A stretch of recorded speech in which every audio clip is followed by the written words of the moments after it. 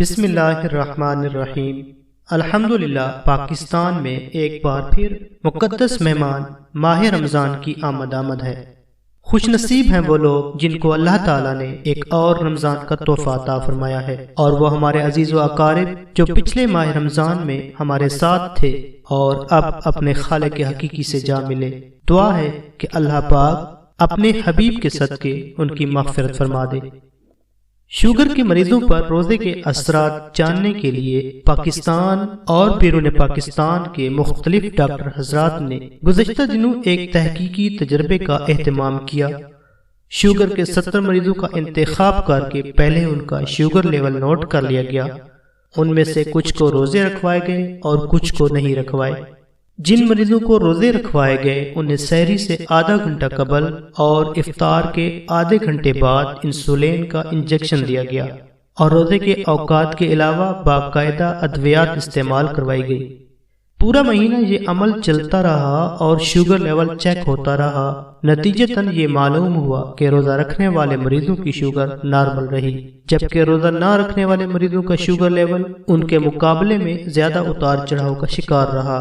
تاہم شوگر کے مریضوں کو رمضان میں اضافی احتیاط برتنی چاہیے اور اپنے خون میں شوگر کی سطح کو کنٹرول کرنے کے لیے مناسب خوراک لینی چاہیے، ورنہ آپ کی شوگر کبھی ہائی تو کبھی لو ہو سکتی ہے۔ افطار کے دوران کھانے کا صحیح خیال رکھنا بہت ضروری ہے۔ ایک بار جب آپ شام کو افطار کر لیں تو اس کے بعد صحت بخش اور غذائیت سے بھرپور کھانا کھائیں۔ ماہرین کا کہنا ہے کہ شوگر کے مریضوں کو چاہیے کہ وہ روزے کے دنوں میں اپنی شوگر کو جب موقع ملے تب چیک کریں، اور ذرا بھی شک ہو تو اپنے ڈاکٹر سے رجوع کریں۔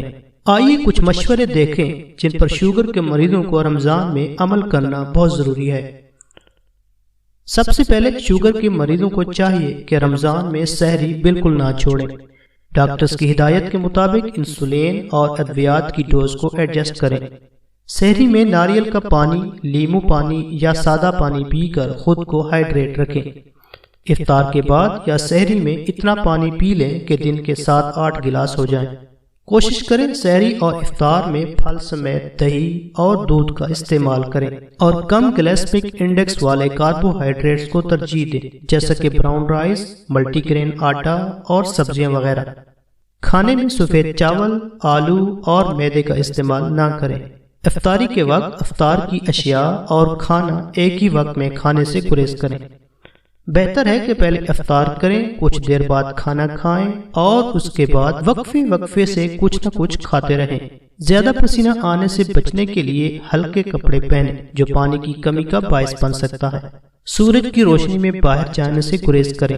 دعا ہے کہ اللہ پاک تمام شوگر کے مریضوں کو ماہ رمضان کے صدقے اس مرض سے نجات دلائے اور صحت مند زندگی عطا فرمائے۔